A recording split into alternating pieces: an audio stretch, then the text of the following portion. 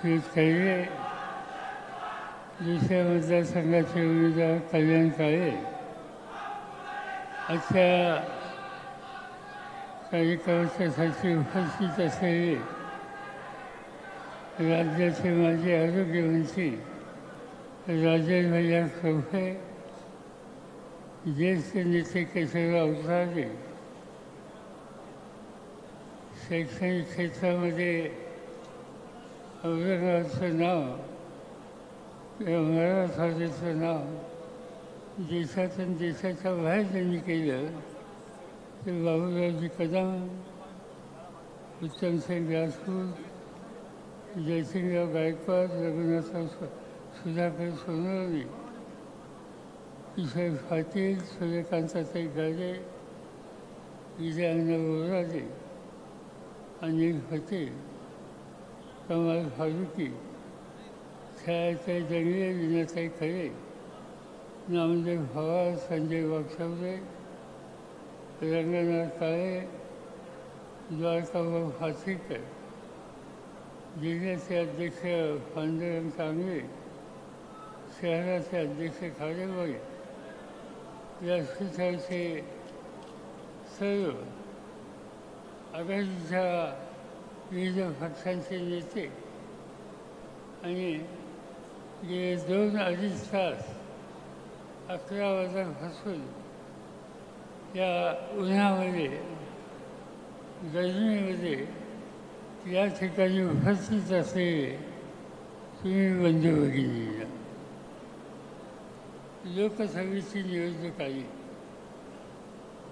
आपल्याला निकाल घ्यायचा आहे की हा देशाचा कारभार कुणाच्या हातामध्ये द्यायचा, तो कारभार कशा पद्धतीने चालवायचा आणि देशासोबतचे महत्त्वाचे प्रश्न आहेत त्या प्रश्नांची सोडवणूक करण्याची ताकद ही कुणामध्ये आहे याचा विचार करून निर्णय घ्यायचा. तुम्ही मी सगळेजण एका विचारानं काम करणारी लोक असतो आणि म्हणून आपली जबाबदारी ही आहे की देशाचं राजकारण हे योग्य रस्त्यावर आणायचं असेल तर आम्ही सगळ्यांनी बसून एक देश पातळीवर आघाडी केली. त्या आघाडीला साथ देण्याच्यासाठी देशाच्या अनेक राज्याचे अनेक मंत्री, अनेक मुख्यमंत्री, अनेक खासदार, अनेक पक्षांचे नेते हे सगळे एकत्र आले आणि आज या निवडणुकीला सामोरं जात आहे. माझी खात्री आहे की अनेक ठिकाणी पाहिलं, महाराष्ट्राच्या बाहेरची माहिती घेतली, लोकांना बदल पाहिजे, लोक या आघाडीला पाठिंबा द्यायला मनापासून तयार आहे आणि त्याच आघाडीचे 2 खंदे उमेदवार श्रीयुत खैरे आणि श्रीयुत काळे आज आपल्या सगळ्यांच्या वतीनं या निवडणुकीला सामोरं जातात. तुमची माझी जबाबदारी आहे की त्यांना मोठ्या मतांनी विजय करायचं आणि देशाचं राजकारण योग्य रस्त्याने यायचं. मी इथे यायच्या आधी मोदी साहेबांचं भाषण ऐकत होतो ते आज मला सांगायचं आणि सवन भाषणामध्ये त्यांनी सांगितलं काय, हे भाषण असो, याच्या आधीचं भाषण असो, अन्य राज्याची भाषणं असो, अपेक्षा अशी असते की देशाचा प्रधानमंत्री हा संबंध देशाचा असतो. यांची भाषणं ऐकली, यांचे विचार समजून घेतले तर एक गोष्ट स्पष्ट होते की हे संबंध देशाचे प्रधानमंत्री नाही, ते भाजपचे प्रधानमंत्री आहे. देशाचं नेतृत्व ही करण्याची जबाबदारी त्यांच्यावर आहे. त्यांनी राष्ट्रीय दृष्टिकोन ठेवावा लागतो. मतभिन्नता असू शकते, पण राष्ट्रीय दृष्टिकोन याची राष्ट्रीय गरज असते. आज मूर्ती कुठेही गेल्याच्या नंतर आपण राष्ट्राचे प्रतिनिधी आहोत.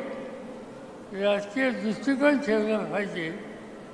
याचं विस्मरण त्यांना होतं आणि ते सातत्यानं कधी नेहरूंच्यावर टीका करत, कधी राहुल गांधींच्यावर टीका करत, कधी माझ्यावर टीका करत, कधी आघाडीवर टीका करत. या निवडणुकीच्या निमित्तानं तुम्ही प्रधानमंत्री आहात, तुम्ही काय करणार हे देशाला सांगा. जवाहरलाल नेहरू स्वातंत्र्याच्या चळवळीमध्ये आयुष्यातली 10 वर्षापेक्षा जास्त वर्ष ज्यांनी इंग्रजांच्या विरुद्ध लढायला घालवली, तुरुंगामध्ये गेले, स्वतःच्या घरदाराचा विचार केला नाही. स्वातंत्र्य मिळाल्याच्या नंतर हा देश संसदीय लोकशाही पद्धतीने चालला पाहिजे यासाठी प्रयत्न केले, विज्ञानाला प्रोत्साहित केले आणि जगातली महत्त्वाची सत्ता भारत व्हावी यासाठी त्यांनी अखंड प्रयत्न केले. असं देशासाठी प्रचंड योगदान देणारं जवाहरलाल नेहरूंच्यासारखं नेतृत्व आणि त्याच्यावर व्यक्तिगत टीका करणं याचा अर्थ आज या देशाचे प्रधानमंत्री त्यांची मानसिकता काय हे या निमित्ताने कळत होतं. जातात राज्यामध्ये अनेक गोष्टी सांगतात.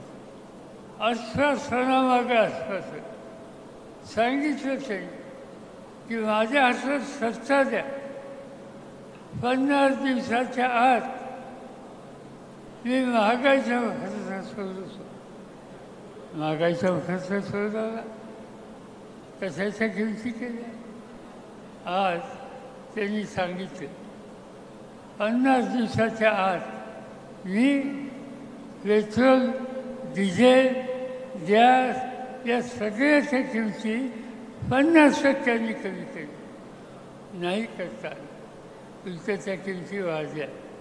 इथं आमच्या आया बहिणी बसल्यात, त्यांना सांगितलं त्यांनी की गॅसच्या किमती मी कमी करणार, त्या दुप्पट केल्या. आज संसार चालवणं हे भगिनींना उघड झालं आणि त्याचं महत्त्वाचं कारण जीवनावश्यक वस्तूंच्या किमती या सगळ्या गोष्टीच्या संदर्भात या प्रधानमंत्र्यांनी त्यांच्या सरकारने काहीही पावलं टाकली नाहीत. आपल्याला संकटामध्ये टाकण्याचं काम केलं. आज हिंदुस्थानामध्ये बेकारांची संख्या जास्त आहे.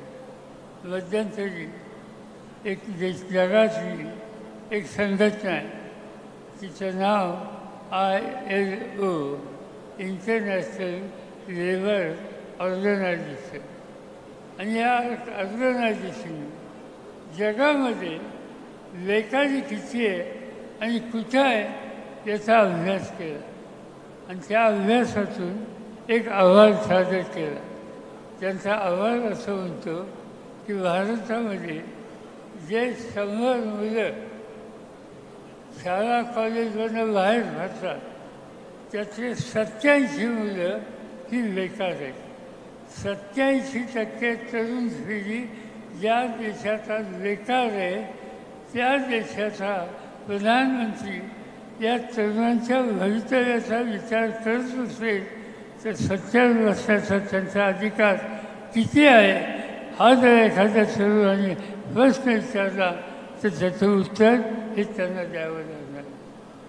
आणि म्हणून शेतकरी असो, आज काय शेतीची अवस्था, आज मराठवाड्याची काय अवस्था आहे.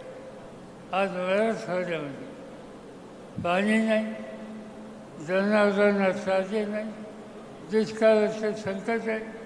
ते इथं आहे, पश्चिम महाराष्ट्राचं अनेक ठिकाणी.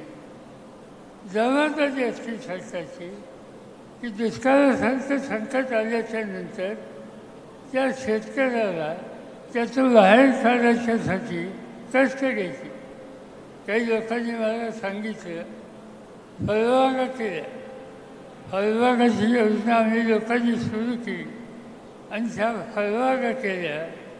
आज त्या फळबागांना पाणी नाही आणि त्यामुळं ही फळझाडं आज जळून जायला लागली. आणि केंद्र सरकार, महाराष्ट्र सरकार, देशाचे मुख्य प्रधानमंत्री या प्रश्नाकडं झुंकूनही बघत नाही. मला आठवतं दुष्काळ पडला तेव्हा मी देशाचा शेतीमंत्री होतो. औरंगाबादला आलो. फुलंब्री आणि आजूबाजूला मोसंबीची पिकं जळत होती. आम्ही लोकांनी 25,000 रुपये एका शाळेला पाणी घालण्यासाठी दिली आणि बागा वाचवल्या. शेवटी संकटात माणूस असतो, कष्टाने बाग केली, त्या बागेवर अवलंबून राहिलं आणि ती बाग पाणी नाही म्हणून जळून गेली. त्या शेतकऱ्याचं जीवन उद्ध्वस्त होतं आणि त्या शेतकऱ्याला योग्य रस्त्यावर आणण्यासाठी आपल्या हातातली सत्ता ही वापरायची हे सूत्र राज्यकर्त्यांनी करायचं असतं. पण या राज्यकर्त्यांना त्या संबंधीची यत्किंचित सुद्धा खात्री नाही, त्यांना चिंता नाही. आणि म्हणून शेतकरी असेल, बेकार तरुण असेल, महागाईचा प्रश्न असेल, या प्रत्येक प्रश्नावर आजच्या राज्यकर्त्यांचं लक्ष नाही.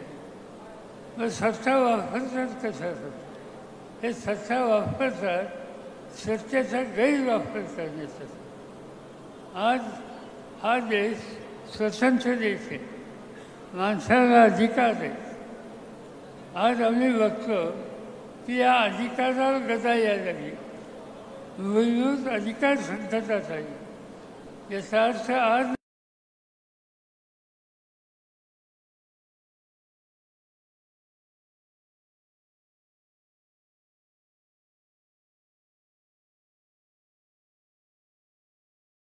उद्या संसदीय लोकशाही संकटाची आणि त्याची उदाहरणं द्यायची.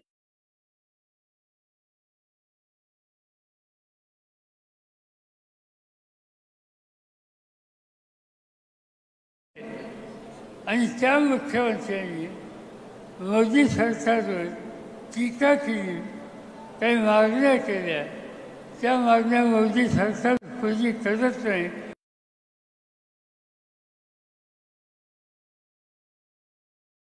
झारखंडच्या तुरुंगामध्ये मुख्यमंत्र्यांना 1 वर्ष झालं तुरुंगात टाकलं.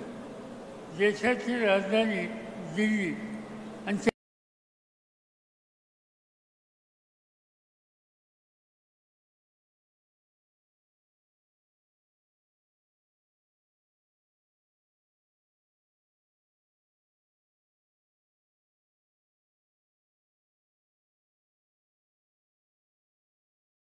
त्यांनी एकदा केंद्र सरकारवर टीका केली तर आज त्या केजरीवालला तुरुंगात टाकलेले. दिल्लीचा मुख्यमंत्री तुरुंगात, अन्य राज्याचा मुख्यमंत्री तुरुंगात, पश्चिम बंगालचे मंत्री तुरुंगात, पंजाबचे मुख्यमंत्री तुरुंगात. शेवटी निर्वाचित झालेले लोकांचे प्रतिनिधी त्याची धोरणं ही योग्य रीतीनं राबवण्याच्यासाठी प्रयत्न करत असतील आणि ते करत असताना केंद्राचं सहाय्य होत असेल तर त्या केंद्राच्याकडं टीकाटिप्पणी केली तर या मंत्र्यांना, लोकप्रतिनिधींना तुरुंगात टाकण्याचं काम जे राज्यकर्ते करतात याचा अर्थ स्वच्छ आहे की हे राज्यकर्ते या देशाला हुकुमशाहीच्या रस्त्याने देतात आणि ती हुकुमशाही तुमची माझी लोकशाही उद्ध्वस्त करेल, तुमचा माझा अधिकार हा उद्ध्वस्त करेल. आणि म्हणून हाच निकाल आपल्याला घ्यायचा. आता अनेक तास या ठिकाणी बसतात, मी काही जास्त वेळ घेणार नाही.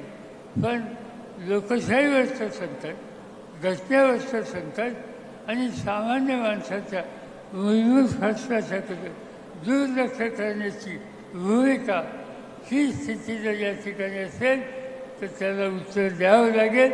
आणि ते उत्तर द्यायचं असेल तर उद्याच्या निवडणुकीमध्ये भाजप आणि त्यांच्या विरुद्ध पक्षांचा 100% पराभव करणं आणि या मतदारसंघामध्ये काळे आणि खैरे यांना मोठ्या मताने विजय करणं हेच काम तुम्ही करावं, त्याला आमची साथ राहील ही खात्री या ठिकाणी देतो. माझे 2 शब्द संपवतो.